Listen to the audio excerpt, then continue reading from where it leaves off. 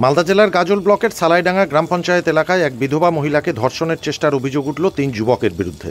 ঘটনাকে কেন্দ্র করে এলাকায় ব্যাপক চাঞ্চল্য। 2 যুবককে ধরে মারধর করে এলাকাবাসী। খবর পেয়ে ছুটে যায় গাজল থানার পুলিশ, যদিও একজন পলাতক। আহত 2 যুবককে গাজল হাসপাতালে চিকিৎসার জন্য আনলে তাদেরকে আশঙ্কাজনক অবস্থায় মালদা মেডিকেল কলেজ ও হাসপাতালে পাঠানো হয়।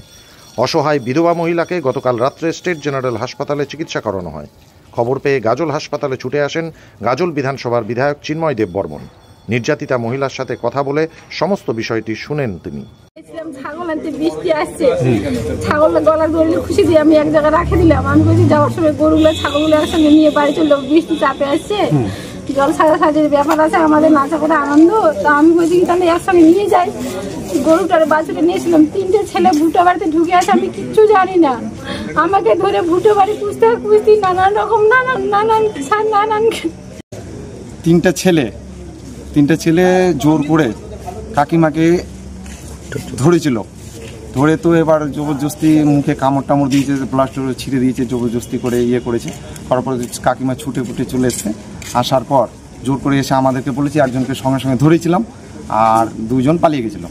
পালিয়ে গিয়ে তারপর বাড়ি থেকে একজনকে তুলে এনে তারপর পুলিশের হাতে দিয়ে দেওয়া হয়েছে 2জনকে, আর একজনকে পাওয়া হয়নি। আমাদের সালাইডাঙ্গা অঞ্চলে মোটামুটি পরপর 3বার এরকম ঘটনা হয়ে গেল।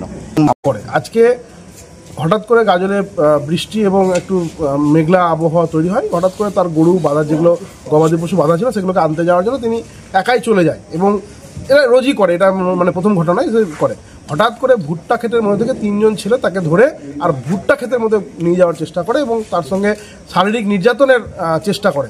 এবং তার বাধা দিতে গেলে তাকে জোরপূর্বক 3জন ছেলে মিলে, 3জন মানে কি বলবো, মানে একদম যুবক, তাকে ধরে মাটিতে ফেলে দিয়ে তাকে রেপ করার চেষ্টা করে। তার শরীরের বিভিন্ন জায়গায় ক্ষত তৈরি হয়েছে, সেটার এক্সামিনেশন এখানে হলো, আমাদের গাজল আর স্টেট জেনারেল হসপিটালে হলো।